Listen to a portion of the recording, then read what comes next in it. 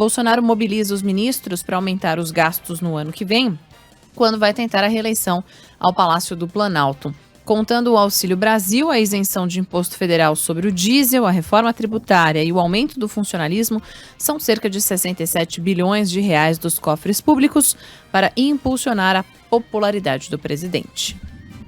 Pois é, nesse ponto Jair Bolsonaro é muito parecido com Luiz Inácio Lula da Silva. O Lula, que também tinha um discurso quando era oposição, as suas bravatas, e aí quando assume o poder e quer permanecer nele, aliás, quer se perpetuar no poder, em ambos os casos, os dois querem, aí muda completamente a situação. Jair Bolsonaro, vamos lembrar aqui, que em 1º de abril de 2010, ele escreveu no Twitter, o Bolsa Farelo, palavras dele, hein? O Bolsa Farelo, entre parênteses, família, vai manter esta turma no poder. Esta turma era a turma do PT. 2010, ali, primeira eleição de Dilma Rousseff. E o petismo investindo pesado nesses programas de transferência de renda, sem investir pesado, obviamente, nas reformas estruturantes que o Brasil precisava para enfrentar eventuais cenários de crise e para ter um crescimento econômico em médio e longo prazo. Não, o que se faz no Brasil é esse populismo fiscal, de você dar ali um pouquinho para quem é mais necessitado, para aquelas pessoas terem uma sensação de alívio imediato, sem que a vida delas ganhe, no médio e longo prazo, oportunidades melhores, para que elas possam caminhar com as próprias pernas, trabalhando e recebendo salários melhores do que o benefício que elas recebem do Estado. Jair Bolsonaro criticava isso quando ele estava fora do poder. Agora que ele tem um governo que é investigado pela pandemia, que boicotou vacinas, que incorreu no toma lá da cá, que ele também combatia, que se aliou completamente ao centrão ao qual ele pertence e acabou confessando pertencer, embora em campanha dissesse exatamente o contrário. Ele que tem uma família investigada por desvio de dinheiro público em gabinete, é disso que se trata, né? É roubo em gabinete, é ladroagem. Rachadinha é ladroagem, é coisa de ladrão. E, aliás, teve novas notícias no fim de semana a respeito do caso do Flávio Bolsonaro. Notícia lá sobre o PM, um desses ali dos gabinetes bolsonaristas, que transferiu, fez 6 transferências, né, para o Flávio Bolsonaro e ainda pagou, quitou um boleto lá da prestação de imóvel do Flávio Bolsonaro também. Tem notícia sobre o caso da Luísa, que era uma mulher registrada como funcionária fantasma, confessa. Essa é testemunha, essa confessou o esquema e a participação nele. Assim como você tem a Andréa Siqueira Vale, que confessou a participação no esquema do próprio Jair Bolsonaro enquanto ele era deputado federal. Esquema, repito, para que eles ganhassem mais dinheiro do que estava previsto na folha salarial. Então você, como é que a gente vai fazer para ganhar mais dinheiro do que o nosso salário? Faz o seguinte, não vamos contratar assessor não, vamos chamar as pessoas aí para registrar o nome delas como assessor, a gente dá um pouquinho aí para elas, mas não o salário todo, e a gente fica com o salário delas. Assim a gente consegue enriquecer de uma maneira ilícita, obviamente. Isso é a rachadinha. Então isso é mais uma das investigações nas quais a família Bolsonaro está envolvida. Então você tem todo um governo que prometeu um monte de coisa, que não cumpriu, e a pose de combatente da corrupção e tal, quando na verdade sabotou o combate à corrupção, junto a toda essa turma, petistas, velhos tucanos, centrão, não lutou a favor de nada, de foro privilegiado, prisão em segunda instância, o fim do foro privilegiado, né? Não lutou pelo fim. Lutou para continuar como o Flávio Bolsonaro agora quer, porque está com recurso lá do MP no STF, e ele torcendo para ser mantido o foro privilegiado no Supremo Tribunal Federal. Então, sancionaram, né, o presidente da República sancionou itens desejados pelo PT, no pacote que originalmente era anticrime, se tornou um pacote pró-crime, né, como foi criticado. Restrição à delação premiada, que ajudou o Gilmar Mendes a aliviar a barra do Aécio Neves num caso. Restrição à prisão preventiva, que faz com que os políticos fiquem de não ir para a cadeia, criação da figura do juiz de garantias, que subiu no telhado por uma iniciativa do Luiz Fux, mas que a qualquer momento pode voltar, uma pressão muito grande, que divide a primeira instância em duas, quando já existem 4 no Brasil, e fica essa tramitação eterna dos casos até prescreverem, como já está acontecendo com essa geração de políticos que se uniu contra o combate à corrupção. Então, com tudo isso, o que Jair Bolsonaro quer?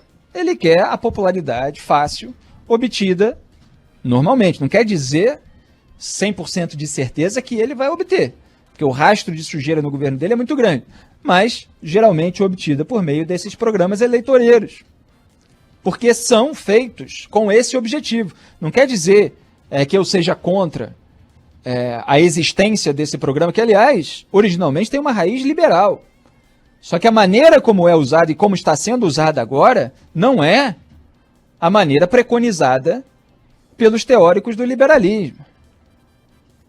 É a maneira eleitoreira. É o que José Dirceu, do PT, dizia, e o Hélio Bicudo, que foi fundador do partido, depois se voltou contra ele, foi o coautor do pedido de impeachment da Dilma, disse ter testemunhado. José Dirceu dizendo, Bolsa Família são 40 milhões de votos. É isso que Jair Bolsonaro também quer. E aí ele faz um projeto, ele não, né? A turma dele lá do governo, porque Jair Bolsonaro não faz nada, tem 2 reuniões de meia hora por dia, em que o dinheiro para ter o aumento no Bolsa Família vem da tentativa de constitucionalizar uma pedalada. Quer dizer, você tem as precatórias, as dívidas decorrentes de uma derrota judicial da União. E aí aquelas pessoas e aqueles estados que precisam receber esse dinheiro porque venceram na justiça, eles não vão receber esse dinheiro no prazo devido e vai ser parcelado ao longo de muito tempo, sendo que esse dinheiro geralmente já fica para filho, já fica para neto, bisneto, já é um dinheiro que demora para sair. O sujeito, quando tem a vitória judicial, ele fica lá com o título de crédito durante muito tempo sem ter o dinheiro. E eles querem atrasar ainda mais. Por quê? Porque não economizaram no resto. Porque é um governo gastador, perdulário, ao contrário daquilo que prometeu em campanha ser. Paulo Guedes não prometia aí que conseguiria R$1 trilhão com a desestatização, com o enxugamento da máquina pública. Tudo conversa fiada. Outro dia levantou aí um valor de 89 bilhões que conseguiria com os prédios, a venda dos prédios de posse federal. 89 bilhões para 1 trilhão é uma distância imensa. E mesmo assim ainda não conseguiu esses 89 bilhões. Não avançou com as privatizações, está tentando uma agora concorrer para ter alguma cartada eleitoral, para fingir que fez alguma coisa. Mas é que o sistema é complicado e tal. Conversa mole. Você tem uma série aí de estatais que ele podia, inclusive, sem toda essa tramitação parlamentar, conseguir. Mas não faz. A EBC, que ele prometeu extinguir, ele usa para fins políticos de propaganda dele. E isso agora é alvo de inquérito, inclusive, autorizado pela Carmen Lúcia no Supremo Tribunal Federal, depois dos ataques do Bolsonaro a ministros da Corte, a ameaça de que não haveria eleição sem o voto impresso, essa falta de respeito com os demais envolvidos no processo constitucional democrático. Então Jair Bolsonaro precisa desesperadamente tirar a popularidade de algum lugar, porque as pessoas que não estão desesperadas, as pessoas que acompanham o debate político sabem que ele incorreu em um monte de estelionatos eleitorais. E agora precisa compensar isso de alguma forma. Esse é o objetivo dele. E aí vai tentar uma proposta de emenda à Constituição para que os precatórios possam ser parcelados e os seus pagamentos adiados, para que ele possa financiar um programa que tem por objetivo político a reeleição dele. Ora, quando houve o impeachment de Dilma Rousseff, em todo o processo, né, porque aí teve aquele momento em que o Eduardo Cunha separou algumas coisas e deixou outras, e o que era de 2014 já foi jogado fora, ficou de 2015, tinha todo um imbróglio a respeito do que seria usado ou não. Mas o fato é que a Dilma deixava lá as despesas obrigatórias do governo para serem pagas pelos bancos públicos, enquanto ela usava um dinheiro que não tinha em programas eleitoreiros e com promessas, inclusive, de que eles seriam implementados, aprimorados depois do começo do governo. Aí ela foi reeleita e não tinha o dinheiro para fazer os programas que ela tinha prometido. E esse adiamento do pagamento por parte do governo das suas despesas obrigatórias, enquanto outra pessoa vai arcando com aquele custo, era aquilo que vinha sendo chamado de pedalada, mas que foi colocado como fraudes fiscais, tamanho rombo que foi deixado por muito tempo. Não era simplesmente assim, o banco público tinha que pagar ali 500 e poucos milhões, deu um gasto ali de 500 e poucos milhões com todo um programa. E aí ele pagou, tinha 500 milhões do governo, ele complementou ali com o dinheiro dele e 2 dias depois o governo repôs, porque é só uma questão burocrática que o banco estava pagando ali e o governo demora 1 ou 2 dias para repor. Não, isso é um tempo duradouro que ela deixa lá com o banco arcando com essas contas. Enquanto ela está gastando o dinheiro que não tem, que deveria estar indo para o pagamento dessa despesa, para programas eleitoreiros. Então, qual é a diferença do bolsonarismo agora? Ele quer fazer isso por meio de uma PEC, ele quer aprovar, ele quer a condescendência dos parlamentares para dizer assim, olha, vamos regularizar a pedalada para que eu possa fazer o programa eleitoreiro e não ser alvo de um processo de impeachment. Por que não gastaram menos? Quer dizer, você tem aí o teto duplex, você tem o fundo partidário, você tem o fundão eleitoral, você tem o orçamento secreto que está aí na pauta de hoje, porque é alvo da CGU por causa de sobrepreço, você tem o orçamento emenda cheque em branco. Tem uma série de iniciativas que rendem maior privilégio à classe política. É da classe política que vai tirar? Não, porque a classe política também precisa ser comprada com ares de legalidade, ter o seu apoio comprado. Da mesma forma que o Bolsonaro, de acordo com as palavras que ele próprio usava a respeito desse programa, precisa comprar voto para se reeleger. Então, basicamente, é isso que o governo está fazendo. Está sendo alvo, evidentemente, de crítica aí por parte das pessoas que defendem um liberalismo de verdade, dos parlamentares, mas você tem também muitos parlamentares que não querem, nem assim com todas as nuances envolvidas, ficarem contra um aumento de um programa como o Bolsa Família, que o Lula também combatia quando era oposição, né? Essas iniciativas e tal. Tem o vídeo dele aí, já foi usado muitas vezes, trazido à tona.